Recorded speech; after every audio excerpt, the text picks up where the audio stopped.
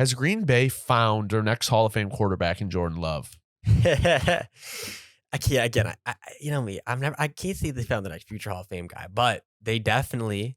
I feel like they've found their potential next All Pro guy. Like I really do think he could have an. I think he'd have an All Pro season next year.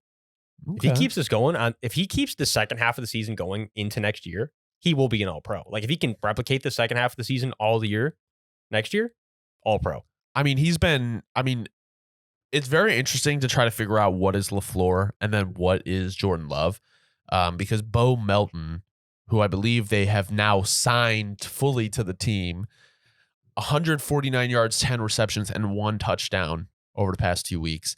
They have a wide open receiving core.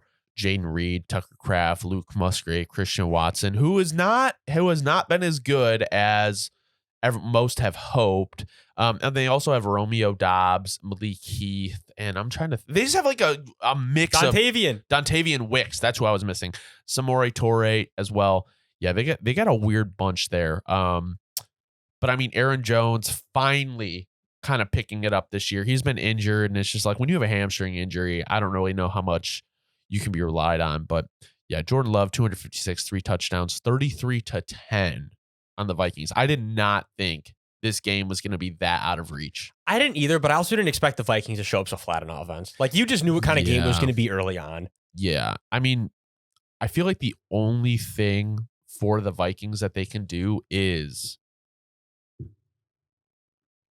keep Kirk Cousins unless they trade. That's what I was going to say is you're definitely into Bleakville with the QB situation now, because now you're like, it looked good with the Pastronaut for a little while. The Pastronaut. Now he's the astronaut. Yeah. How quickly the things change, right? Yeah. So, and that's what I said when it first happened. I didn't fall for the bait. I said, you know what? This is about how far Kevin O'Connell can take these guys.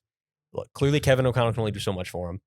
And if you are the Vikings, you got to start asking yourself a lot of important questions this offseason. Past just even if we re-sign Kirk, what's next? Because Kirk, how long is that going to last? Right.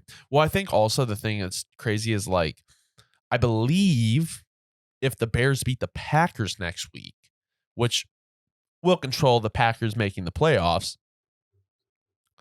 the Vikings might be the worst team in the division, and they were first last year. Yeah, that's insane. They're going to be the most recent first worst, potentially? That would be crazy. The NFC North is a very competitive division. I very young. I as a Bears fan enjoy it because it is always a good game. Oh, the NFC North is definitely a fun division officially.